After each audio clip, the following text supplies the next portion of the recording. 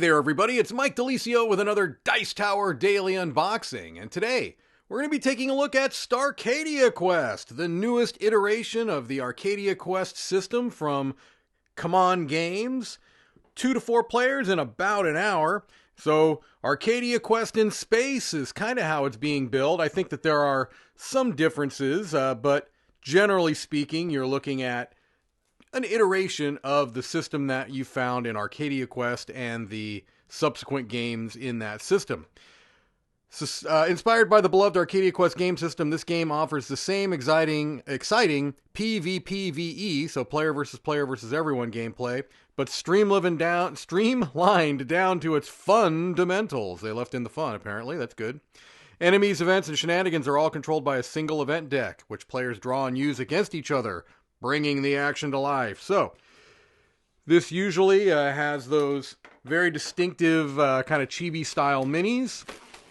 I'm sure we'll see those in this game as well, but in a different setting and with slightly different rule set, apparently. All right, let's take a look inside the box and see what we can see. Well, we start off with our rule book here.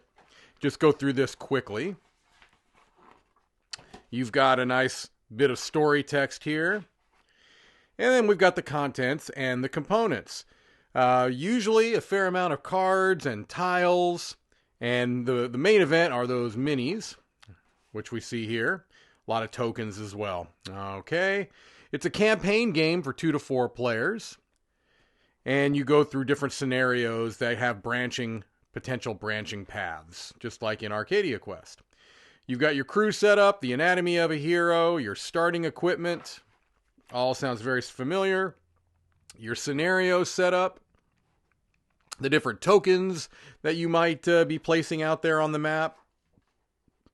They've got an illustrated setup here for a 4-player game. And then it talks about the game board in itself. The player turn. When a player takes their turn, they can do one of 2 things. Activate a hero or rest their crew. Again, this is the same as in Arcadia Quest. 4 movement points. You can move a space, use a portal, open or close a door. Diagonal movement not allowed. Each room has 4 hatches in its outer walls. Hatches that line up against other hatches. Connect the tile to an adjacent tile, allowing characters to move and draw line of sight through them. You've got portals and doors. Attacking. You've got line of sight, which takes place for ranged attacks.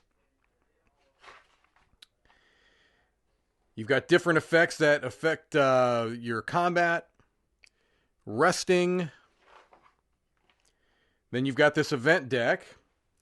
They bring unexpected effects each turn, representing various activities taking place.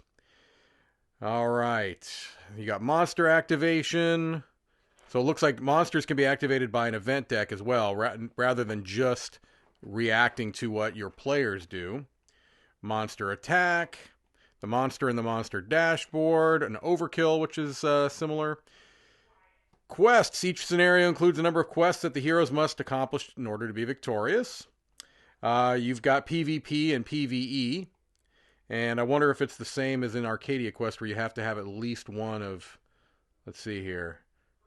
Note that PvE quests must be resolved in order. A player cannot resolve quest card 2 until quest card 1 has been resolved, and etc. Okay.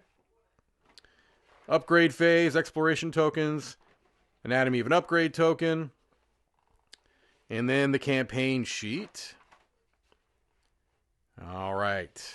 And an index and a rule summary. So it definitely looks, a lot of things will be familiar to players of Arcadia Quest. But it does look like they've made some changes, as you might expect. All right, well, we've got our campaign sheets here. Double-sided. We've got our player boards. Let's turn these right side up. The red fox, the yellow lion, the green panda, the blue, let's say eagle? Some type of a bird. I'm going to go with eagle. There we go. We've got our cardboard tiles here, which I will not punch out. I'm just going to show you the sheets. upgrade tiles. And lots of them. These are of the same cardboard quality that you would expect from the other Arcadia quests or other CMON games in general, meaning that they are absolutely fine. Okay. Now we're getting to the plastic and the cards. Here are the tiles. These get laid out in particular configurations to make up your map. I'm assuming, well, no, these are single-sided. Interesting. Okay.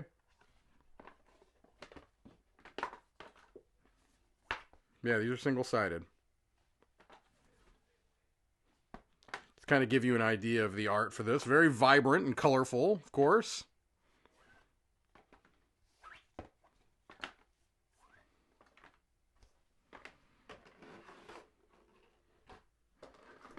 Look at some cards here.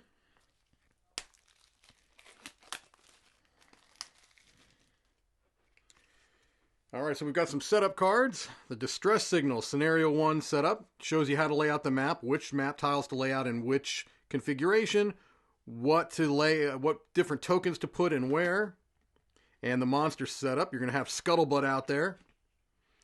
Your different quests, the PvE quest, the first player to kill 3 troopers completes this quest. Keep track of your kills with any quest tokens. Rescue the robot, that's the second PvE quest in scenario 1. And then you've got other scenarios.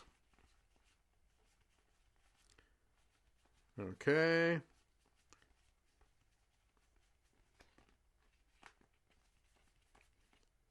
And then you've got the PvP quests. Kill yellow hero, blue, red, and green.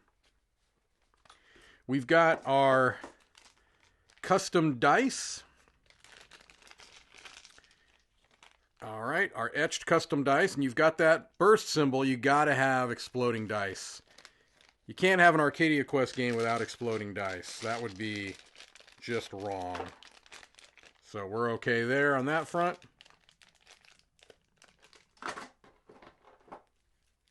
We've got our colored bases. No need to get those out. That's just to delineate the different players' minis on the boards. Looks like we've got maybe some cryptocurrency heist. Choose 2 different computer terminals and place 1 token on each. Asteroid bump. So these are these are those event cards. All right. Looks like some of them are good and some of them are not good, although I'm not sure about that. Here's our different characters. Hannalone, Babaka, Nixie, Red, Digits, Star Kid, Edge, Colonel Blaze McGunner. Got some monsters here. You got Weeble, Scuttlebutt, Peekaboom, Octocold, Peek Around, Iceheart, Octocruel, and Thorn. All right. And then I think we've got for our final showing here, we've got our minis. This is going to be what a lot of people are most interested in. So for you, I've saved the best for last.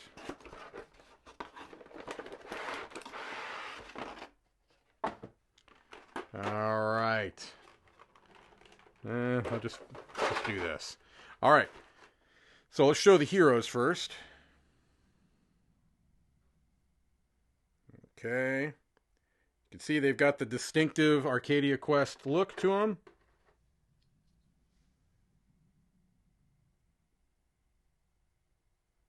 All right. Which one is your favorite? Which one will you play with?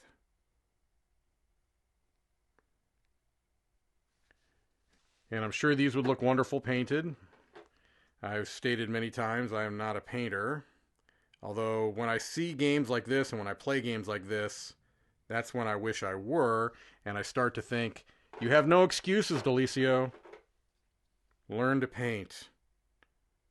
Put your fears aside. Get your brushes and start painting. But I feel like this wouldn't be maybe the first game I would start with.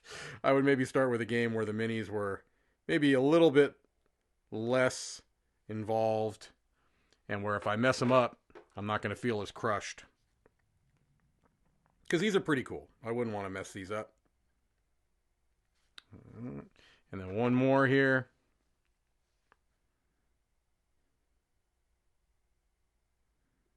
There we go.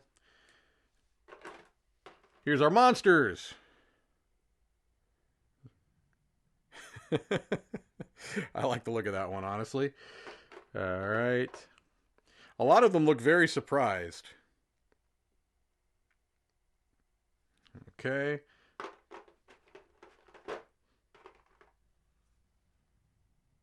Intruder alert. Intruder alert. There we go.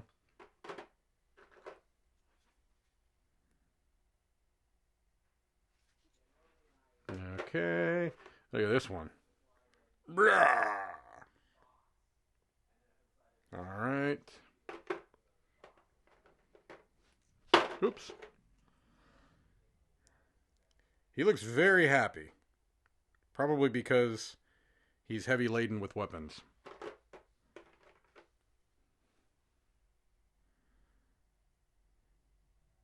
And I do believe that this is the boss. Crone or Corn or... yeah, Crone maybe? All right. Well, there you go. That is what you will find inside the box of Starcadia Quest. Thank you for watching another Dice Tower Daily Unboxing. Thanks so much for watching another Dice Tower video. If you enjoy our videos, subscribe to the channel for more fun, comprehensive board game coverage. Also, consider joining us at one of our events. Come to Dice Tower Retreat, a small, intimate gathering where gaming is king. Join us for Dice Tower Cruise, the largest board game cruise. Attend Dice Tower West in Las Vegas for gaming fun on the West Coast, or Dice Tower East in Orlando in sunny Florida. Dice Tower Conventions, the friendliest gaming conventions on Earth. I'm Eric Summerer, and you've been watching The Dice Tower.